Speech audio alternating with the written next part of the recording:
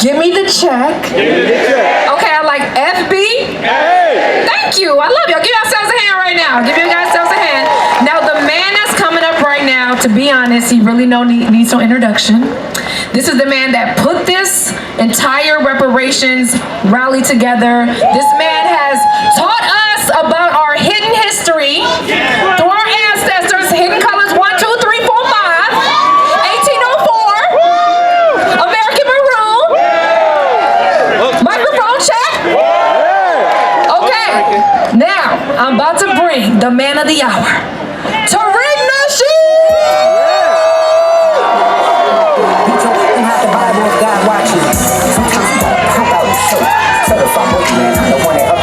Y'all got to give it up better than that, DC. Give it up, DC. Thank you. Give yourselves a round of applause, DC. All right. It is beautiful out here in Washington, D.C. I'm so glad to be out here with you guys.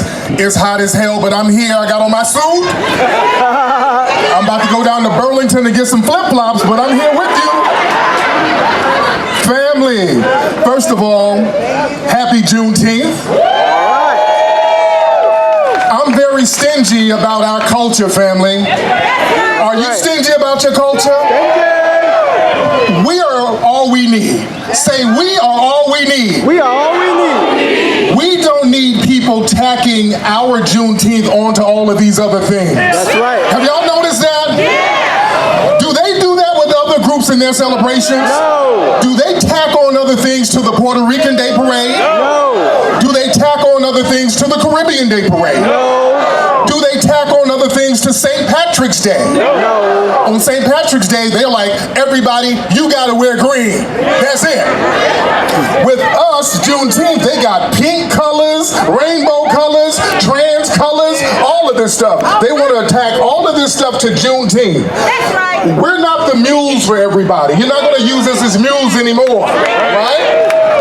I saw some stuff out here in D.C. Celebrate Juneteenth and Breast Cancer Awareness Month. We're not hating breast cancer, but this is about us and our foundation of Black American lineage. That's right.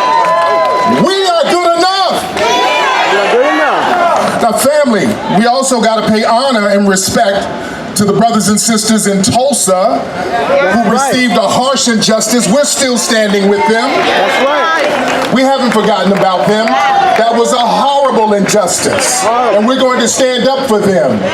Because the white supremacists like to use the excuse, well, the people who were harmed, they're not here anymore. Those people stayed here for over a century to see that justice is going to be served. And we're going to take the baton and make sure that that happens. That's right. This country has created and committed war crimes and paid the people they committed war crimes against. In World War II, when they bombed Europe, did they have a Marshall Plan that they gave them money for? Yes, they did. Did they give money to Japan? They did. They even gave money to Vietnam. Right? They gave money to the Iran hostages in 1979. Right. You understand that? They gave money to the victims of 9/11. But when it comes to us, everybody wants to act like they don't know how to give us the compensation we're supposed to get. And we're saying no more. No more. Now, family, we're not going to take any excuses that people give us when it comes to reparations.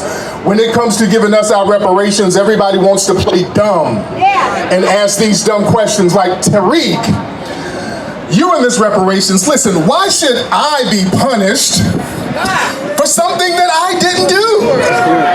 You did it. Well, here's the thing. We, black people, we get punished for stuff we didn't do all the time. Every time there's a crime in Chicago, we all get blamed for it. We ain't got nothing to do with that. If there's a crime in New York, they start stopping and frisking everybody. We all get punished. And also, us getting reparations, look at how the language is. Punishment. That's not a punishment. If we get reparations, that's going to stimulate the economy. We're not foreigners, so we're not going to send money outside of the United States. That money is going to bounce within the United States and stimulate the economy. They know that. See, they know the temerity that we have as foundational Black Americans, because the excuse they like to give, well, if we give y'all the money, you guys are just going to just buy rims and weed. And if they really thought that, they would have no problem giving it that you guys are going to be entrepreneurs. You're going to start businesses. You're going to open up houses and hotels and Fortune 500 companies. They know that what you're built of. They know what you're about, Foundational Black American Family, because you built this anyway. You built this. This city that we're in, Benjamin Banneker designed this city, a Foundational Black American. All right? That White House down the street, Foundational Black American hands built that house. We're not taking excuses. Another excuse they like to throw at us, well, how can we tell who's eligible for reparations? Everybody's just so mixed up. Well, family, when we owe money, the government knows how to find us, don't they? If we owe child support, brothers, they know how to find you, don't they? You owe a light bill, they know how to find you. You owe a parking ticket, they know how to find you. You get a Rent-A-Center TV, they know how to find you. When they gotta give us money, now, oh, I'm legally blind. It's easy to find us. Foundational Black Americans, we are record keepers. You know, you go to your grandmama's house, she got everybody's birth certificate under that mattress. We know how to trace our lineage back through paper. We can do DNA. They have all types of advanced sciences where we can trace who's who. We can do hairline analysis. Let's swap some of these hairlines. Because we might get some people trying to be $5 FBAs out here. We're checking hairlines. And the DNA says, you're from Uganda. You're not qualified. Listen. Another thing they try to say to us, well, listen, black people, stop worrying about reparations. They try to do a shaming tactic on us. They say, well, listen, and the Anglo-Europeans are very good at the shaming tactic. They say, well, you guys are begging for reparations. That's like begging. Why are you begging, black people?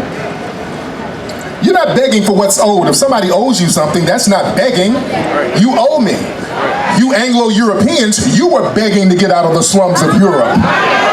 I want y'all to understand, Europe was a slum before the Western slave trade. The money built from slavery over here funded Europe. You understand that? They begged to come to Ellis Island. They begged to go to New York. They begged to leave Europe to come to Washington, D.C. While they were begging, we were building, and we want to get paid for what we built. That's right. That's right. Family, another thing they try to do is say, well, how about individual responsibility? Just work hard. If you work hard, you wouldn't need reparations. When it comes to us, because people feel like anything we get, they have to get, and that's not what it is. Another thing people try to say is, well, how about instead of going after the government, just go after individual entities and institutions that had you enslaved. Here's the problem. All of the institutions in America are based on anti-black racism. I want y'all to really understand that, all of them.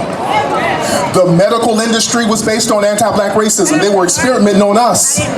The banking system, they were putting in money to enslave us. The railroad system, we were doing the railroad system. We had to build the initial railroad system. Look at the white. You understand? The insurance companies, they were insuring enslaved black people. Wall Street were trading stocks and bonds. We were the stocks and bonds. All of these institutions, the entertainment industry, the first form of entertainment in America were minstrel shows. The first blockbuster movie was A Birth of a Nation. In the music industry, all of these things were based on exploitive anti-black racism, even now. And then they try to say, well, we have to have a lot of this minstrelly, all of this minstrel show nonsense and buffoonery in the music and in the movies, because if we put something positive out there, oh, you black folks don't like that. You like cooning and buffooning. That's what you guys like. Family, we just released a movie called Microphone Check. How many of y'all saw Microphone Check?